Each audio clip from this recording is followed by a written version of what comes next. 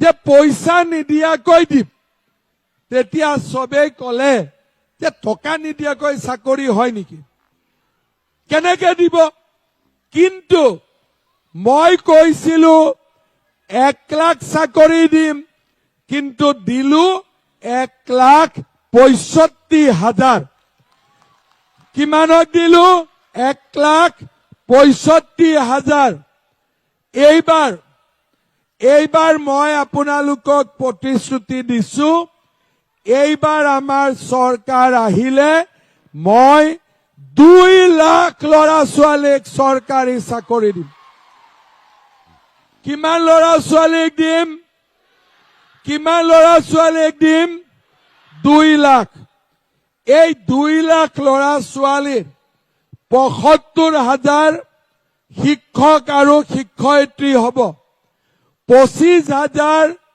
Police হ'ব আৰু বাকি 1 লাখ আন চাকৰি হ'ব আজি কংগ্ৰেছে ইমান চাকৰি দিব পাৰিম বুলি ক'ব পাৰিব নেকি কংগ্ৰেছে টকা নোখোৱাকৈ চাকৰি দিছিলে নেকি কংগ্ৰেছৰ দিনত অংগনবাদী চেণ্টাৰত চাকৰি কৰিবৰ কাৰণেও পইচা দিব লাগে মিড ডে মিল ৱৰ্কাৰতো ঘোষ দিব লাগে আৰু এচিএছ হবৰ কাৰণেতো 1 কোটি দিব লাগে আমি এচিএছও দিলো এপিএছও দিলো টকাটো নাহিলে তামোল চালি এখনো খাব নাপালো বিনা পইচাত কিন্তু কি পালো এইবাৰ যেতিয়া মই আশীৰ্বাদ যাত্ৰাত গলো দেউতাক মাকে ঘৰৰ পৰা ওলাই মোক কৈছে যে বাবা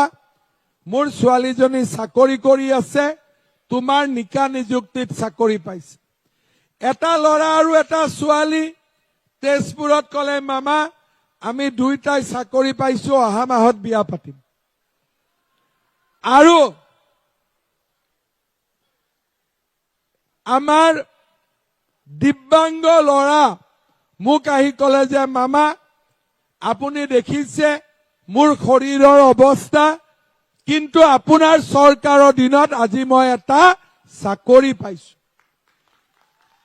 এই যে মানুহৰ আশীৰ্বাদ তাতকৈতো আমাক টকা পইচা দৰকাৰ নাই আশীৰ্বাদ হলে হৈ যায় এই আশীৰ্বাদৰ কাৰণে আজি অসম শক্তিশালী হৈছে জাগিৰোডত সেমিকন্ডাক্টৰ আহিছে ব্যৱসায় কৰিবৰ কাৰণে ল'ৰা ছোৱালীক আমি 2 লাখকৈ টকা দিছো মহিলাক 10,000 কৈ দিছো অৰুণোদয় দিছো ৰাস্তা ঘাট দলং আমি অসমখনক আগুৱাই লৈ গৈ আছো এইবাৰ আপোনালোকে মোক আশীৰ্বাদ কৰিব যোৱাবাৰৰ দৰেই এইবাৰো যাতে মই 2 লাখ ল'ৰা ছোৱালীক চৰকাৰী চাকৰি দিব পাৰো শ্ৰদ্ধা ৰাইজ আমাক আৰু এটা কি লাগে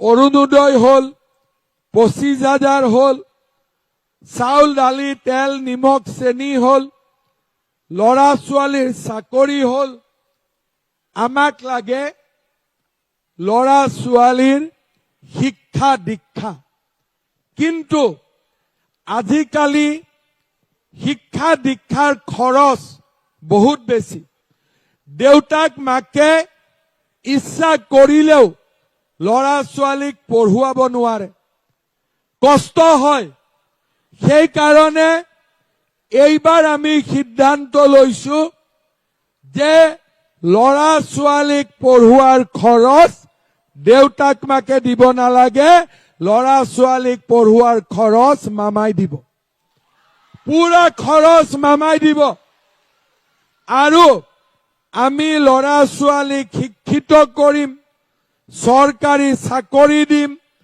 উদ্যোগীকৰণ কৰিম কৃষিক আধুনিকৰণ কৰিম ৰাস্তা দলং স্কুল কলেজ আমি অসমখনক আগুৱাই লৈ গৈ থাকিম শ্ৰদ্ধা ৰাইজ ডিমৰীয়া এটা নতুন সমষ্টি যেতিয়া এজন MLA থাকে, এটা সমষ্টি থাকে, সমষ্টিটোৰ গুৰুত্ব বাঢ়ি বাঢ়ি গৈ থাকে।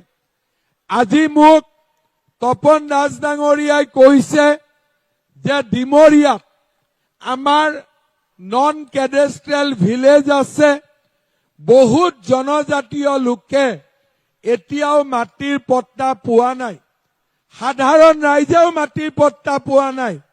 মই বাংলাদেশী মিয়াকটো নিদিওঁ, কিন্তু আপোনালোকৰ মাটিৰ পট্টা এইবাৰ মই ব্যৱস্থা কৰি দিম, সম্পূৰ্ণ সমস্যা মই সমাধান কৰিম। আমাৰ ডিমৰিয়া সমষ্টিত এটা ডাঙৰ সমস্যা হৈছে বিশুদ্ধ খোৱা পানী। এই সমস্যাৰো আমি সমাধান কৰিম। বৰ্ণিহাটত বহুত বেছি পলিউশ্যন আছে, তাকো আমি সমাধান কৰিম। আৰু আমাৰ ইয়াতে যিবিলাক মাৰকাং, লক্ষীগুগ, এই বিভিন্ন পূৰব ভিতৰৰ জাগাত যি ৰাস্তা ঘাট হোৱা নাই, ডিমৰিয়া সমষ্টিৰ বাবে মই স্পেচিয়েলি 200 কোটি টকা দিম ইয়াৰ পুৰা ৰাস্তা ঘাট বনাবৰ কাৰণে। ভাল হ'বনে বেয়া হ'ব? আৰু আমাৰ ডিমৰিয়া, সোণাপুৰত, চন্দ্ৰপুৰত খেলা ধূলাৰ বহুত টেলেণ্ট আছে। মই আপোনালোকক এখন সৰু ষ্টেডিয়াম নহয়, এখন মই আপোনালোকক ডাঙৰ ষ্টেডিয়াম উপহাৰ দিম। হ'ব?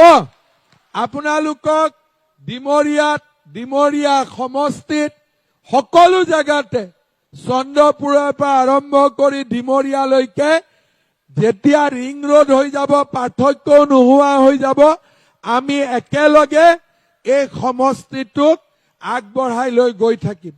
আপোনালোকে ডিমৰিয়া সমষ্টিৰ উন্নয়ন মই নিজে ইয়াক পৰ্যবেক্ষণ কৰিম আৰু ডিমৰিয়া সমষ্টিক আমি এটা জাকত জিলিকা সমষ্টিলৈ আমি ৰূপান্তৰ কৰিম। শ্ৰদ্ধা ৰাইজ,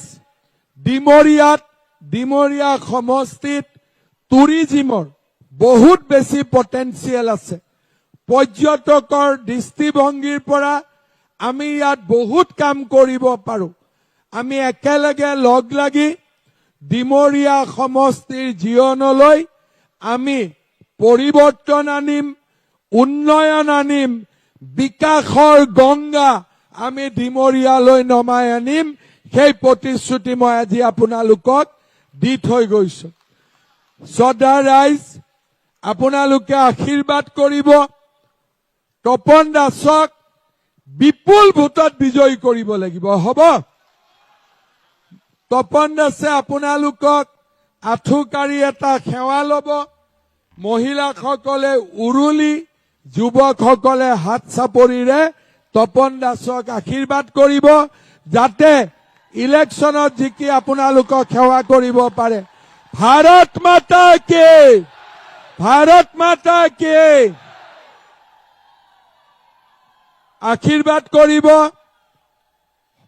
তপনৰ লগত ময়ো আছো আৰু মই পীযুষকো কম সহায় কৰি থাকিবৰ কাৰণে। আৰু আমি সকলোৱে মিলি এই নতুন ডিমৰিয়া সমষ্টিক এটা জাকত জিলিকা সমষ্টিলৈ আমি ৰূপান্তৰ কৰিম। আকৌ আহিম ইলেকশ্যনৰ পিছত, আপোনালোকে আশীৰ্বাদ কৰিব, আমি যাতে অসমৰ ৰাইজৰ কাৰণে কাম কৰি গৈ থাকিব পাৰো। বাবাহঁত এইফালে আহিব ইচ্ছা আছে? আমি নাচিব লাগে, আহি যা। পুলিচসকলক অনুৰোধ কৰিম, আহিব দিয়ক, আহিব দিয়ক, আহিব দিয়ক, আহিব দিয়ক, আহি যাওক। মোৰ লগত কথা পাতিব নহয়, নাচিবৰ কাৰণে অলপ তাত আহি যাওক। এতিয়া আকৌ এবাৰ মোদী চৰকাৰ লগাই দিয়ক ধুনীয়া কৰি। ষ্টেজৰ ওপৰত থকা সকলেও নাচিব লাগিব।